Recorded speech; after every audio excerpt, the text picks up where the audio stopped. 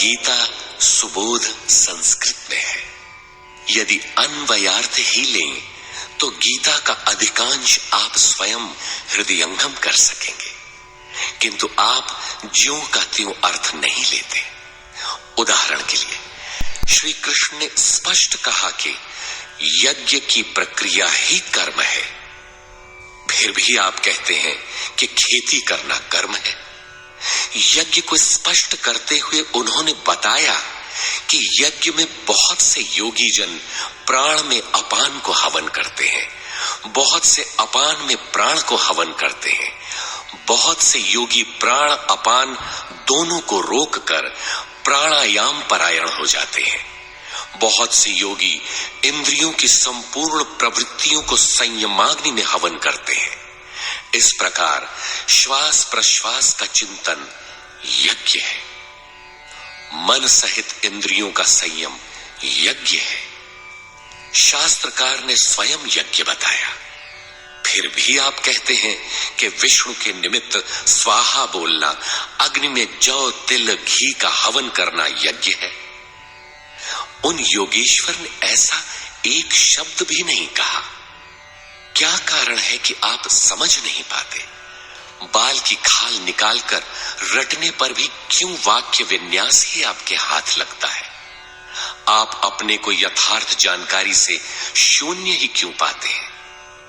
वस्तुतः मनुष्य जन्म लेकर क्रमशः बड़ा होता है तो पैतृक संपत्ति, घर, दुकान, जमीन जायदाद, पद प्रतिष्ठा, गाय भैंस, यंत्र उपकरण इत्यादि उसे विरासत में मिलती है।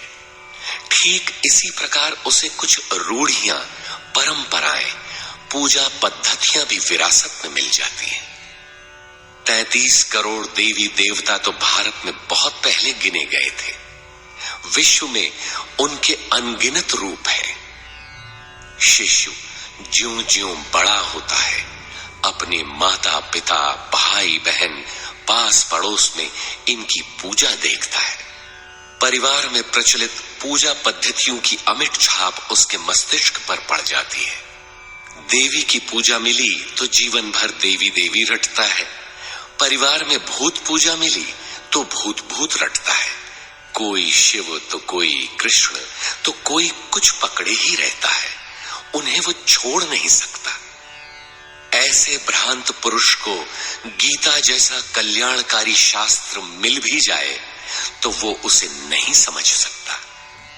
पैतृक संपदा को कदाचित वो छोड़ भी सकता है, किंतु इन रूढ़ियों और मजहबी पचड़ों को नहीं मिटा सकता।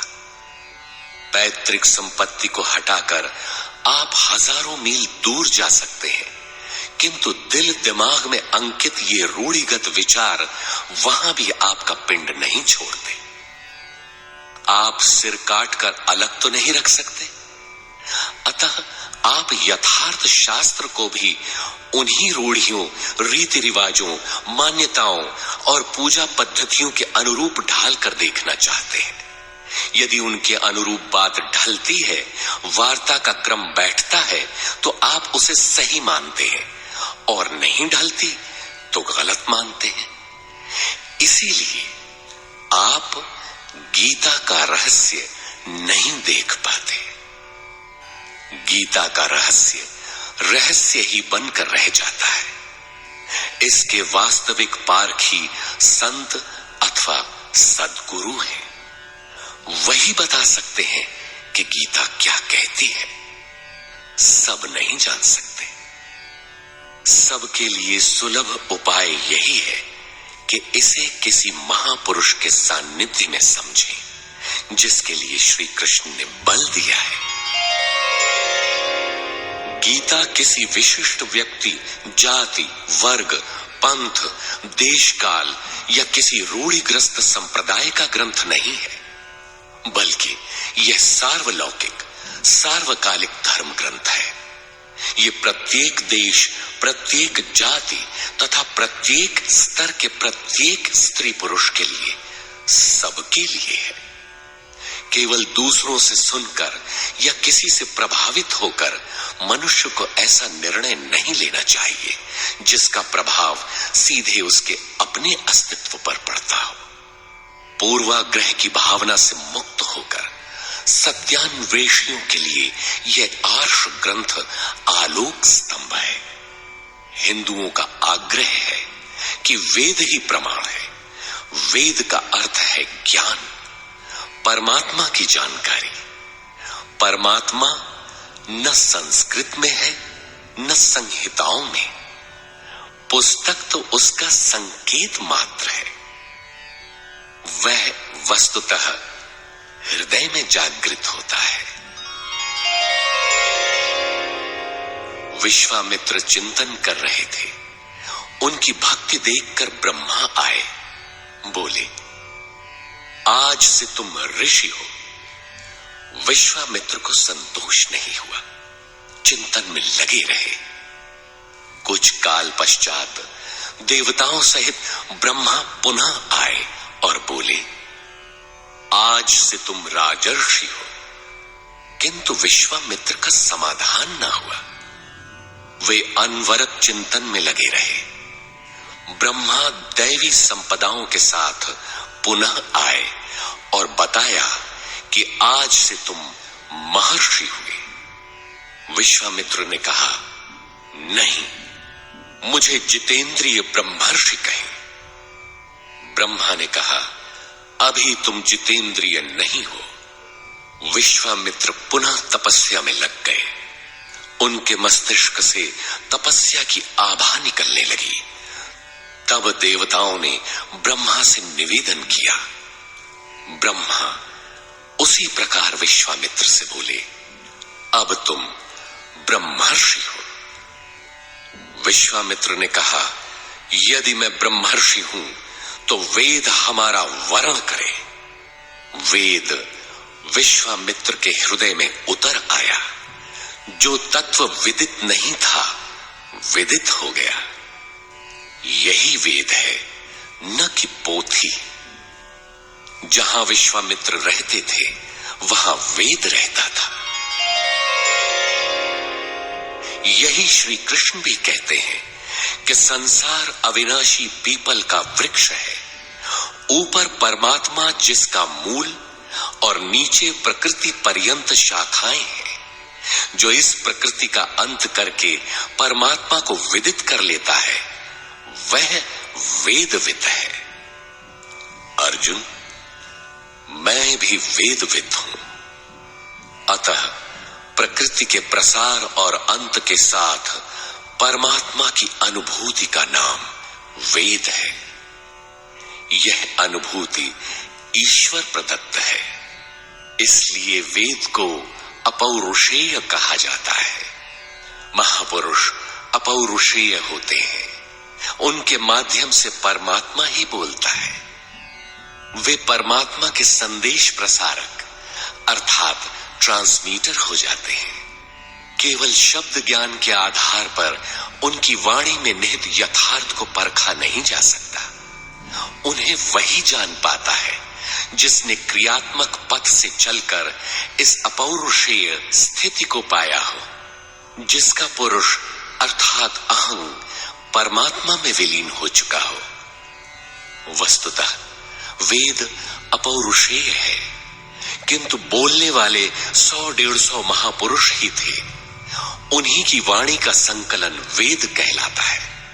किंतु जब शास्त्र लिखने में आ जाता है तो सामाजिक व्यवस्था के नियम भी उसके साथ लिख दिए जाते हैं। महापुरुष के नाम पर जनता उनका भी पालन करने लगती है, यद्यपि धर्म से उनका दूर का भी संबंध नहीं रहता।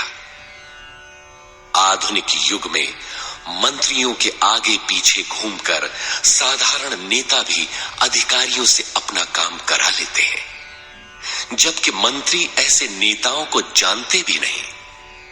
इसी प्रकार सामाजिक व्यवस्थाकार महापुरुष की ओट में जीने खाने की व्यवस्था भी ग्रंथों में लिपिबद्ध कर देते हैं।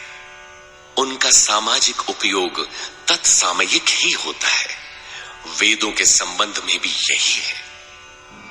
वेद के दो भाग हैं, कर्मकांड और ज्ञान कांड। कर्मकांड समाज शास्त्र है, जैसे वास्तुशास्त्र, आयुर्वेद, धनुर्वेद, गंधर्व वेद इत्यादि। ज्ञान कांड उपनिषद है, उनका भी मूल योगेश्वर श्री कृष्ण की प्रथम वाणी गीता है। सारांशत गीता अपौरुषेय परमात्मा से समुद्भूत उपनिषद सुधा का सार सर्वस्व है। इसी प्रकार प्रत्येक महापुरुष जो परम तत्व को प्राप्त कर लेता है, स्वयं में धर्म ग्रंथ है। उसकी वाणी का संकलन विश्व में कहीं भी हो, शास्त्र कहलाता है। किंतु कतिपय धर्मावलंबियों का यह कथन है कि जितना कुरान में लिखा है उतना ही सच है। अब कुरान नहीं उतरेगा। ईसा मसीह पर विश्वास किए बिना स्वर्ग नहीं मिल सकता। वह ईश्वर का इकलौता बेटा था। अब ऐसा महापुरुष नहीं हो सकता। उनकी रूढ़िवादिता है। यदि उसी तत्व को साक्षात कर लिया जाए तो वही बात फिर होगी।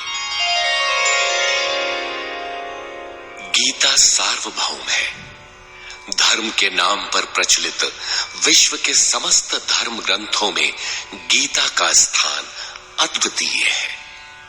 यह स्वयं में धर्मशास्त्र ही नहीं, बल्कि अन्य धर्म ग्रंथों में निहित सत्य का मानदंड भी है। गीता वह कसौटी है जिस पर प्रत्येक धर्म ग्रंथ में अनुस्यूत सत्य अनावृत हो उठता है। परस्पर विरोधी कथनों का समाधान निकल आता है।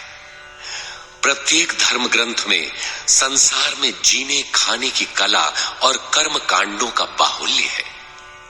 जीवन को आकर्षक बनाने के लिए उन्हें करने तथा न करने के रोचक भयानक वर्णनों से धर्म ग्रंथ भरे पड़े हैं।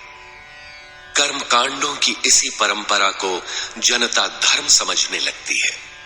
जीवन निर्वाह की कला के लिए निर्मित पूजा पद्धतियों में देश काल और परिस्थितियों के अनुसार परिवर्तन स्वाभाविक है। धर्म के नाम पर समाज में कलह का यही एकमात्र कारण है।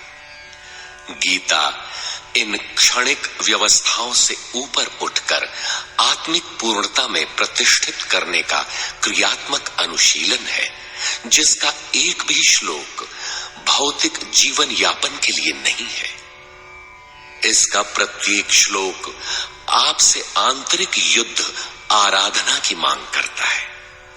तथा कथित धर्म ग्रंथों की भांति यह आपको स्वर्ग या नरक के द्वंद्व में फंसाकर नहीं छोड़ता, बल्कि उस अमरत्व की उपलब्धि कराता है जिसके पीछे जन्म मृत्यु का बंधन नहीं रह जाता। प्रत्येक महापुरुष की अपनी शैली और कुछ अपने विशिष्ट शब्द होते हैं। योगेश्वर श्री कृष्ण ने भी गीता में कर्म, यज्ञ, वर्ण, वर्ण संकर, युद्ध, क्षेत्र, ज्ञान इत्यादि शब्दों पर बार बार बल दिया है।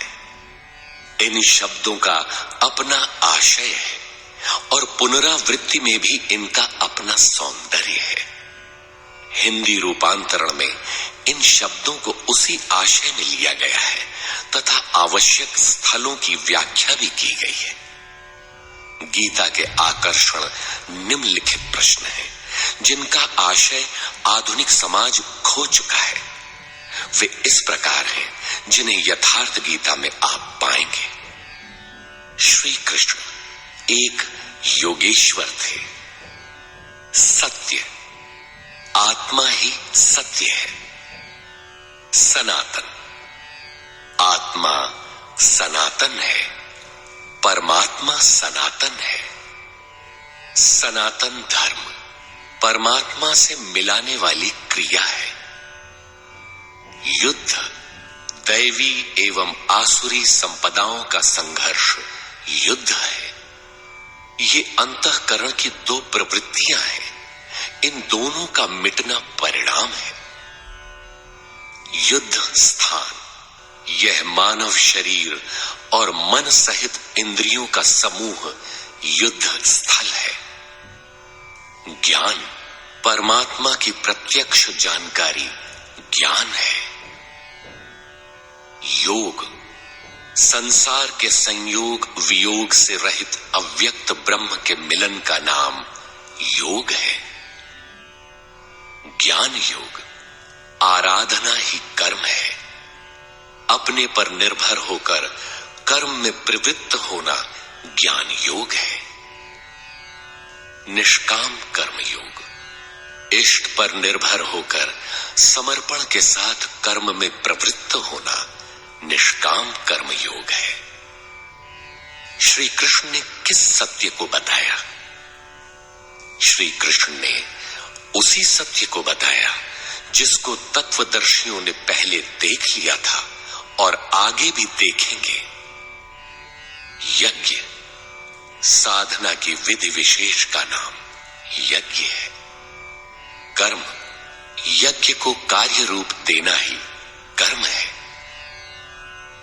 वर्ण आराधना की एक ही विधि जिसका नाम कर्म है, जिसको 4 श्रेणियों में बांटा है, वही 4 वर्ण है। ये एक ही साधक का ऊंचा नीचा स्तर है, न कि जाति। वर्ण संकर परमात्म पथ से च्युत होना, साधन में भ्रम उत्पन्न हो जाना वर्ण संकर है। मनुष्य की श्रेणी अंतःकरण के स्वभाव के अनुसार मनुष्य 2 प्रकार का होता है। एक देवताओं जैसा, दूसरा असुरों जैसा। यही मनुष्य की 2 जातियां हैं जो स्वभाव द्वारा निर्धारित हैं और यह स्वभाव घटता बढ़ता रहता है। देवता हृदय देश में परम देव परमात्मा का देवत्व अर्जित कराने वाले गुणों का समूह है। बाह्य देवताओं की पूजा कामनाओं से जिनकी बुद्धि आक्रांत है, ऐसे अविवेकी और मूढ़ बुद्धि की देन है। वे मेरे ही पुजारी हैं, किंतु अविधि पूर्वक है। अवतार व्यक्ति के हृदय में होता है, बाहर नहीं। विराट दर्शन योगी के हृदय में ईश्वर के द्वारा दी गई अनुभूति है। भगवान साधक में दृष्टि बनकर खड़े हों तभी दिखाई पड़ते हैं। पूजनीय देव इष्ट एकमात्र परात्पर ब्रह्म ही पूजनीय देव है। उसे खोजने का स्थान हृदय देश है। उसकी प्राप्ति का स्रोत उसी अव्यक्त स्वरूप में स्थित प्राप्ति वाले महापुरुष के द्वारा है। अब इनमें से योगेश्वर श्री कृष्ण का स्वरूप समझने के लिए अध्याय 3 तक आपको पढ़ना होगा और अध्याय 13 तक आप स्पष्ट समझने लगेंगे कि श्री कृष्ण योगी थे। अध्याय 2 से ही सत्य निखर जाएगा। सनातन और सत्य एक दूसरे के पूरक है। ये अध्याय 2 से ही स्पष्ट होगा, वैसे पूर्ति पर्यंत चलेगा। युद्ध अध्याय 4 तक स्पष्ट होने लगेगा। 11 तक संशय निर्मूल हो जाएगा। वैसे अध्याय 16 तक देखना चाहिए। युद्ध स्थल के लिए अध्याय 13 बार बार देखें। ज्ञान अध्याय 4 से स्पष्ट होगा तथा अध्याय 13 में भली प्रकार समझ में आएगा कि प्रत्यक्ष दर्शन का नाम ज्ञान है। योग अध्याय 6 तक आप समझ सकेंगे। वैसे पूर्ति पर्यंत योग के विभिन्न अंशों की परिभाषा है। ज्ञान योग अध्याय 3 से 6 तक स्पष्ट हो जाएगा। आगे देखने की कोई विशेष आवश्यकता नहीं है। निष्काम कर्म योग अध्याय 2 से आरंभ होकर पूर्ति पर्यंत है। यज्ञ आप अध्याय 3 से 4 तक पढ़ें, स्पष्ट हो जाएगा। कर्म का नाम अध्याय 2/39 में प्रथम बार लिया गया है। इसी श्लोक से अध्याय 4 तक पढ़ ले तो स्पष्ट हो जाएगा कि कर्म का अर्थ आराधना भजन क्यों है। अध्याय 16 और 17 यह विचार स्थिर कर देता है कि यही सत्य है। वर्ण संकर अध्याय 3 में और अवतार अध्याय 4 में स्पष्ट हो जाएगा। वर्ण व्यवस्था के लिए अध्याय 18 देखना होगा। वैसे संकेत अध्याय 3 और 4 में भी है। मनुष्य की देवासुर जातियों के लिए अध्याय 16 द्रष्टव्य है। विराट दर्शन अध्याय 10 से 11 तक स्पष्ट हो गया है। अध्याय 7, 9 और 15 में भी इस पर प्रकाश डाला गया है। अध्याय 7, 9 और 17 में बाह्य देवताओं की अस्तित्वहीनता स्पष्ट हो जाती है। परमात्मा के पूजन की स्थली हृदय देश ही है, जिसमें ध्यान, श्वास प्रश्वास के चिंतन इत्यादि की क्रियाएं जो एकांत में बैठकर की जाती हैं। अध्याय 3, 4, 6 और 18 में स्पष्ट है। बहुत सोचने विचारने से क्या प्रयोजन है। यदि अध्याय 6 तक ही अध्ययन कर ले तो भी यथार्थ गीता का मूल आशय आपकी समझ में आ जाएगा। गीता जीविका संग्राम का साधन नहीं, अपितु जीवन संग्राम में शाश्वत विजय का क्रियात्मक प्रशिक्षण है। इसलिए युद्ध ग्रंथ है जो वास्तविक विजय दिलाता है। किंतु गीतोक्त युद्ध तलवार, धनुष, बाण, गदा और फरसे से लड़ा जाने वाला सांसारिक युद्ध नहीं है और न इन युद्धों में शाश्वत विजय निहित है। ये सत प्रवृत्तियों का संघर्ष है, जिनके रूपकात्मक वर्णन की परंपरा रही है। वेद में इंद्र और वृत्र, विद्या और अविद्या, पुराणों में देवासुर संग्राम, महाकाव्यों में राम और रावण, कौरव एवं पांडवों के संघर्ष को ही गीता में धर्म क्षेत्र और कुरुक्षेत्र, दैवी संपद एवं आसुरी संपद, सजातीय एवं विजातीय, सद्गुण एवं दुर्गुणों का संघर्ष कहा गया है। यह संघर्ष जहां होता है वह स्थान कहां है? गीता का धर्म क्षेत्र और कुरुक्षेत्र भारत का कोई भूखंड नहीं, बल्कि स्वयं गीताकार के शब्दों में इदम शरीरम कौन्तेय क्षेत्रमित्यभिधीयते। कौन्तेय, यह शरीर ही एक क्षेत्र है जिसमें बोया हुआ भला और बुरा बीज संस्कार रूप से सदैव उगता है। 10 इंद्रियां, मन, बुद्धि, चित्त, अहंकार, 5 विकार और 3 गुणों का विकार इस क्षेत्र का विस्तार है। प्रकृति से उत्पन्न इन 3 गुणों से विवश होकर मनुष्य को कर्म करना पड़ता है। वह क्षण मात्र भी कर्म किए बिना नहीं रह सकता। पुनरपि जननम पुनरपि मरणम पुनरपि जननी जठरे शयनम। जन्म जन्मांतरों से करते ही तो बीत रहा है, यही कुरुक्षेत्र है। सद्गुरु के माध्यम से साधना के सही दौर में पढ़कर साधक जब परम धर्म परमात्मा की ओर अग्रसर होता है, तब यह क्षेत्र धर्म क्षेत्र बन जाता है। यह शरीर ही क्षेत्र है। इसी शरीर के अंतराल में अंतःकरण की 2 प्रवृत्तियां पुरातन हैं, दैवी संपद और आसुरी संपद। दैवी संपद में है पुण्य रूपी पांडु और कर्तव्य रूपी कुंती।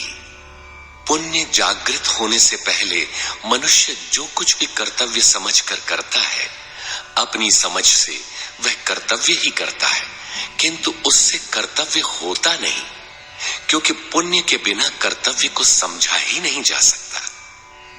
कुंती ने पांडु से संबंध होने से पूर्व जो कुछ भी अर्जित किया वह था कर्ण। आजीवन कुंती के पुत्रों से लड़ता रह गया। पांडवों का दुर्धर्ष शत्रु यदि कोई था तो वह था कर्ण। विजातीय कर्म ही कर्ण है, जो बंधनकारी है, जिससे परंपरागत रूढ़ियों का चित्रण होता है। पूजा पद्धतियां पिंड नहीं छोड़ती। पुण्य जागृत होने पर धर्म रूपी युधिष्ठिर, अनुराग रूपी अर्जुन, भाव रूपी भीम, नियम रूपी नकुल, सत्संग रूपी सहदेव, सात्विकता रूपी सात्यकी, काया में सामर्थ्य रूपी काशीराज, कर्तव्य के द्वारा भव पर विजय कुंती भोज इत्यादि इष्टोन्मुखी मानसिक प्रवृत्तियों का उत्कर्ष होता है, जिनकी गणना 7 अक्षौहिणी है। अक्ष दृष्टि को कहते हैं। सत्यमयी दृष्टिकोण से जिसका गठन है वह है दैवी संपत्ति। परम धर्म परमात्मा तक की दूरी तय कराने वाली ये 7 सीढ़ियां, 7 भूमिकाएं हैं, न कि कोई गणना विशेष। वस्तुतः ये प्रवृत्तियां अनंत हैं। दूसरी ओर है कुरुक्षेत्र, जिसमें 10 इंद्रियां और 1 मन, 11 अक्षौहिणी सेना है। मन सहित इंद्रियमयी दृष्टिकोण से जिसका गठन है वह है आसुरी संपद, जिसमें है अज्ञान रूपी धृतराष्ट्र, जो सत्य को जानते हुए भी अंधा बना रहता है। उसकी सहचारिणी है गांधारी, इंद्रिय आधार वाली प्रवृत्ति। इनके साथ हैं मोह रूपी दुर्योधन, दुर्बुद्धि रूपी दुशासन, विजातीय कर्म रूपी कर्ण, भ्रम रूपी भीष्म, द्वैत के आचरण रूपी द्रोणाचार्य, आसक्ति रूपी अश्वत्थामा, विकल्प रूपी विकर्ण, अधूरी साधना में कृपा के आचरण रूपी कृपाचार्य, और इन सब के बीच जीव रूपी विदुर है, जो रहता है अज्ञान में, किंतु दृष्टि सदैव पांडवों पर है। पुण्य से प्रवाहित प्रवृत्ति पर है, क्योंकि आत्मा परमात्मा का शुद्ध अंश है। इस प्रकार आसुरी संपत्ति भी अनंत है। क्षेत्र एक ही है, यह शरीर। इसमें लड़ने वाली प्रवृत्तियां 2 हैं। एक प्रकृति में विश्वास दिलाती है, नीच अधम योनियों का कारण बनती है, तो दूसरी परम पुरुष परमात्मा में विश्वास और प्रवेश दिलाती है। तत्वदर्शी महापुरुष के संरक्षण में क्रमशः साधन करने पर दैवी संपत्ति का उत्कर्ष और आसुरी संपत्ति का सर्वथा शमन हो जाता है।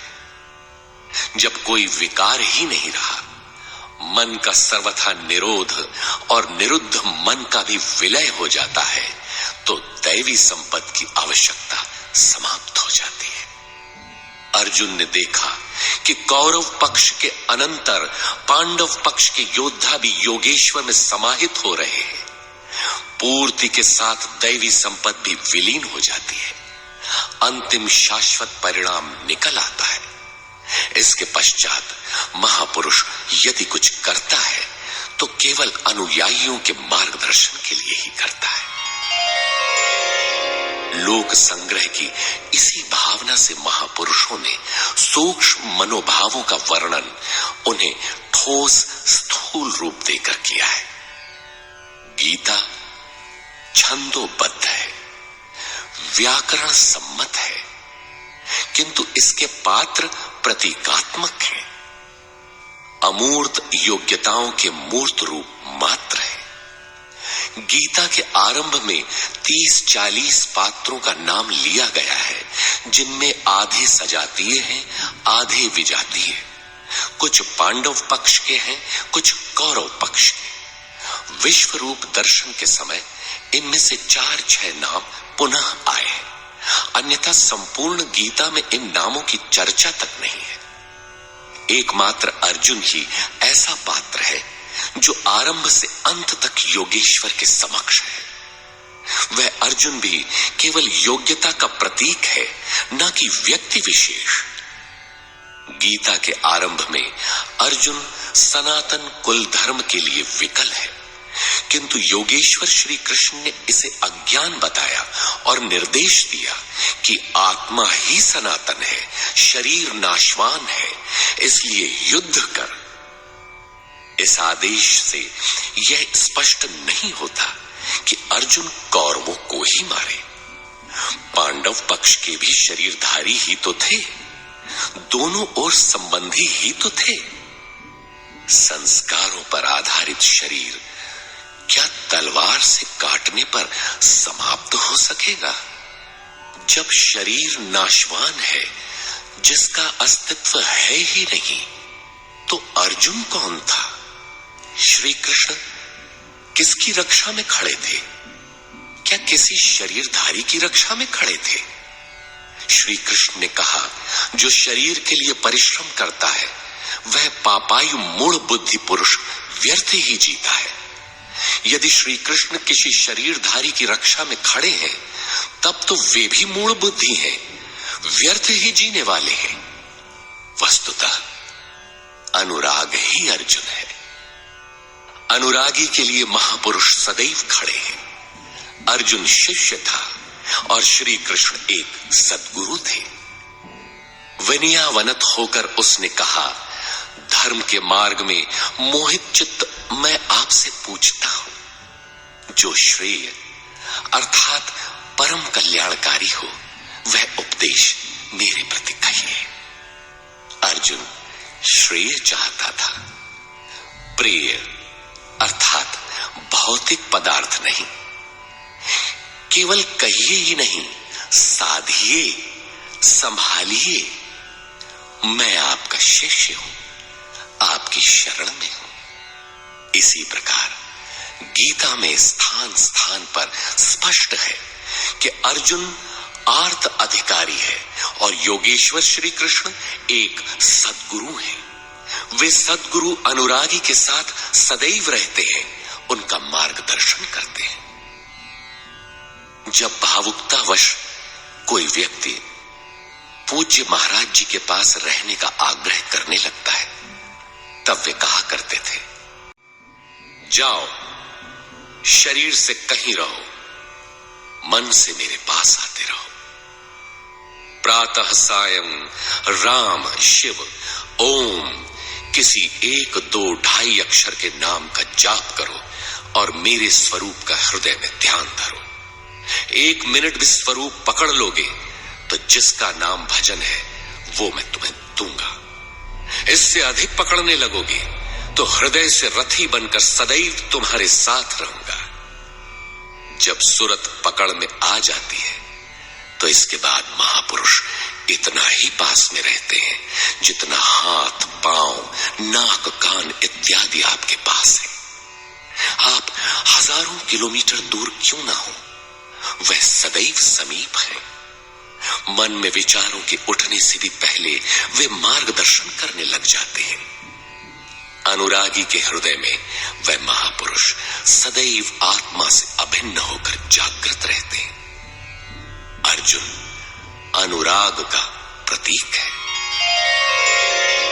गीता के 11वें अध्याय में योगेश्वर श्री कृष्ण का ऐश्वर्य देखने पर अर्जुन अपनी क्षुद्र त्रुटियों के लिए क्षमा याचना करने लगा। श्री कृष्ण ने क्षमा किया और याचना के अनुरूप सौम्य स्वरूप में आकर कहा, अर्जुन, मेरे स्वरूप को न पहले किसी ने देखा है और न भविष्य में कोई देख सकेगा। तब तो गीता हम लोगों के लिए व्यर्थ है, क्योंकि उस दर्शन की योग्यताएं अर्जुन तक सीमित रह गईं। जबकि उसी समय संजय देख रहा था, पहले भी उन्होंने कहा, बहुत से योगी जन ज्ञान रूपी तप से पवित्र होकर मेरे साक्षात स्वरूप को प्राप्त कर चुके हैं। अंततः वे महापुरुष कहना क्या चाहते हैं?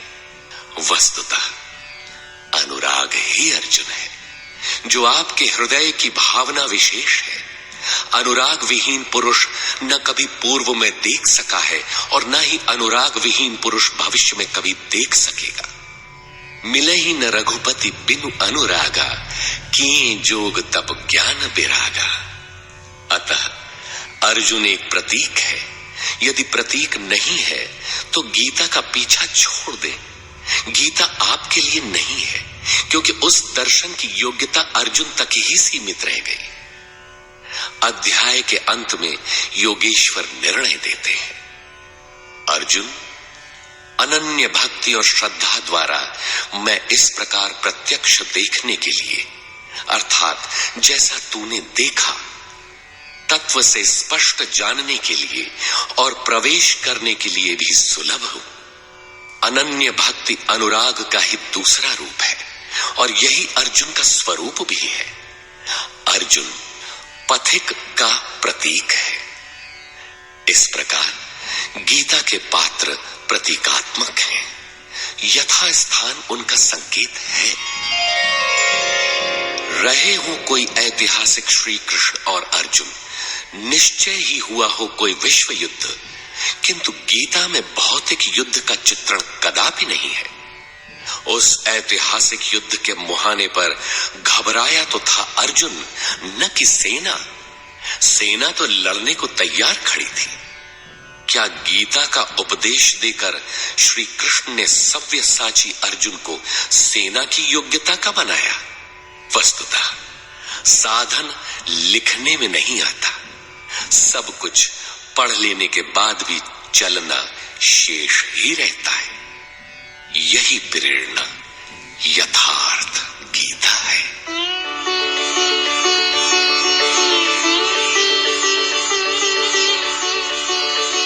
सद्गुरु कृपाश्रयी जगत बंधु स्वामी अड़गड़ानंद जी। श्री गुरु पूर्णिमा 24 जुलाई 1983 ईस्वी।